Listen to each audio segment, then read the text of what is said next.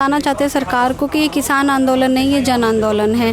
और जन आंदोलन के अंदर अब छात्रों ने भी इसमें भागीदारी ली है। सरकार झुकने को तैयार नहीं तो हम किसान और छात्र कहाँ झुकने को तैयार है। हम भी ऐसे रट लगाए बैठे हैं जब तक बिल वापसी नहीं घर वापस। क्रांति करके जाना है। बिल्कुल क्रांति तो होगी ही रहेगी। एक सवाल हम आपसे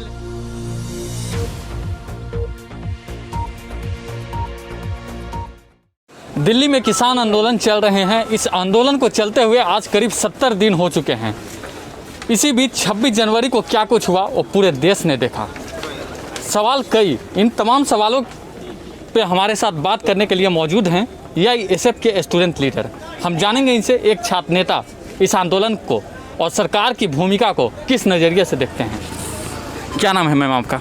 मेरा नाम अभिप्सा है और मैं एआईएसएफ दिल्ली से हूँ, स्टेट सेक्रेटरी, और जामिया हमदर्द में एमएससी की पढ़ाई कर रही हूँ। जामिया हमदर्द में एमएससी की पढ़ाई करती हैं।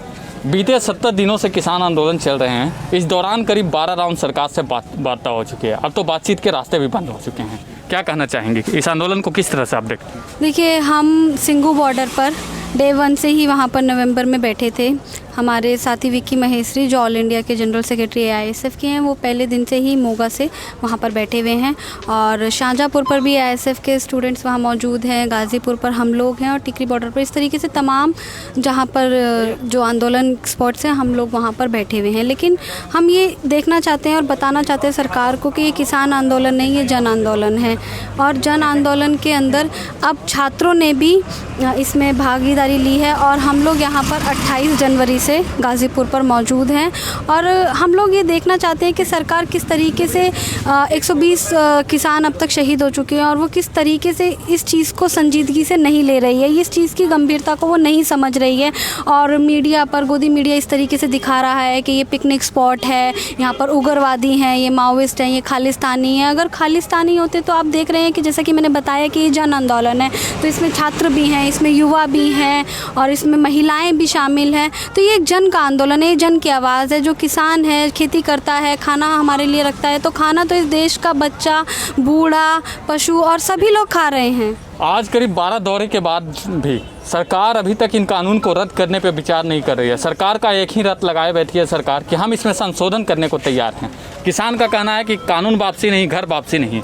इसमें आगे क्या होगा, आप क्या सोचते हैं? देखिए, इससे कहना बिल्कुल स्पष्ट है कि अगर जो सरकार है, जो केंद्र सरकार है, तानाशाह सरकार है, ये 12 राउंड के बाद भी इस बिल को वापस लेने के लिए नहीं है, क्योंकि उन पर भी ऊपर से प्रेशर है। और इस प्रेशर को स्पष्ट रूप से देखना, कहाँ से प्रेशर है मैम? हाँ, ये देखना पड़ेगा कि पूंजीपतियों का बिल्कुल उन पर ऊपर से प्रेशर है कि अगर उन आपको लगता है अदानी अंबानी का कब्जा हो जाएगा? बिल्कुल, ये तो साफ तौर पे देखा जा रहा है कि देश को किस। लेकिन अदानी ने एक ट्वीट के जरिए ये साफ किया है कि हम कोई भी अनाज खरीदने वाले नहीं है। इस पे आप क्या कहना चाहेंगे? देखिए, अनाज खरीदने वाले अगर नहीं होते तो ये जो बड़े बड़े सीलियो ये जो बन रहे हैं भंडारीकरण के लिए, ये तो स्पष्ट रूप से दिख ही रहा है कि किस लिए बन रहे हैं और किसान को किस तरीके से आप लोग नुकसान पहुंचाने की तरकीबें सोच रहे हैं, डायरेक्टली और इनडायरेक्टली। इसीलिए ये सरकार अब तक 12 राउंड के बाद भी 120 किसान जो शहादत की ओर पे जा चुके हैं, उसके बाद भी किसान अब तक नहीं झुक रही है और प्रोपेगेंडा बनाई जा रही है। इस आंदोलन को बदनाम करने की तरह तरह से साजिशें कर रहे हैं। ये साफ आमतौर पे दिखने को मिल रहा है। कब तक यहाँ बैठे रहेंगे? हम लोग तब तक बैठे रहेंगे जब तक बिल वापसी नहीं, तब तक घर वापसी नहीं। हम लोग यहीं पर ही पढ़ाई करते हैं। मैं नेट के लिए पढ़ाई कर रही हूँ, फॉरेंसिक साइंस में, और हम लोग यहीं बैठ करके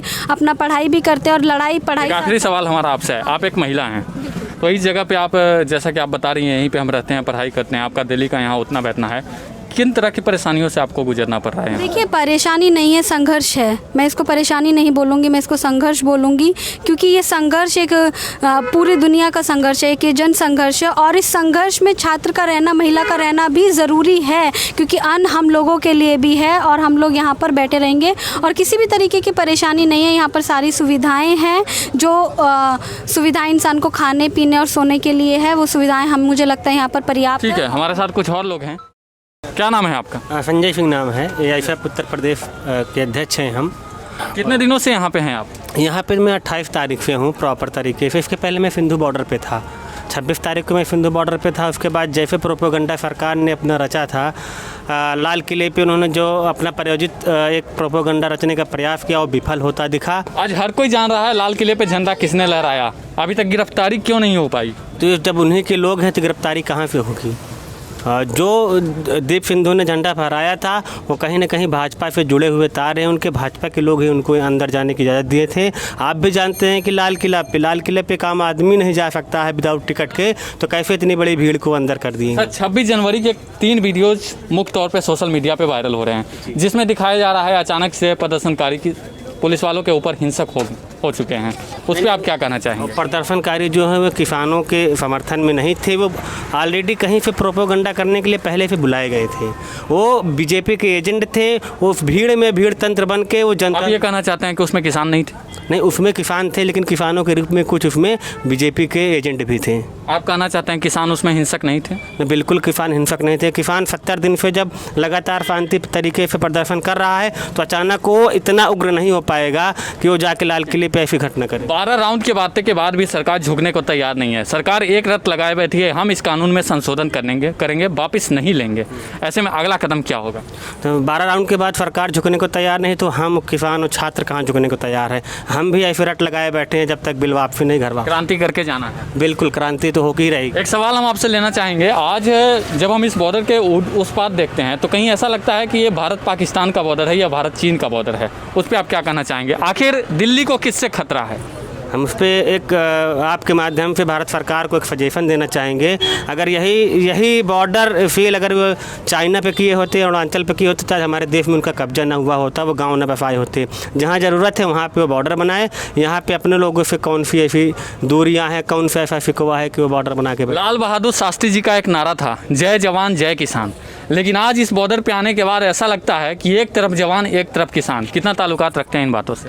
ये सरकार की भी साजिश है। वो खुद 4 दीवारी में एसी में बैठ के एक तरफ ठंड में जवानों को मार रही है, एक तरफ किसानों को मार रही है। तो लानत है हमारी भारत सरकार पे। अगला कदम आपका क्या होगा? कब तक यहाँ बैठे रहेंगे? जब तक बिल वापसी नहीं तब तक घर वापसी नहीं। बिल वापसी नहीं तब तक घर वापसी नहीं। तो ये थे हम यहाँ पे ऑल इंडिया स्टूडेंट फेडरेशन के छात्र नेता थे। छात्र नेताओं इस आंदोलन को किस नज़रिए से देखते हैं, इनकी बातों को आपने सुना। अब आने वाला समय ये तय करेगा कि क्या बिल वापस होंगे या सरकार किसानों को दबाएगी। अब बने रहिए जंतर मंतर के साथ।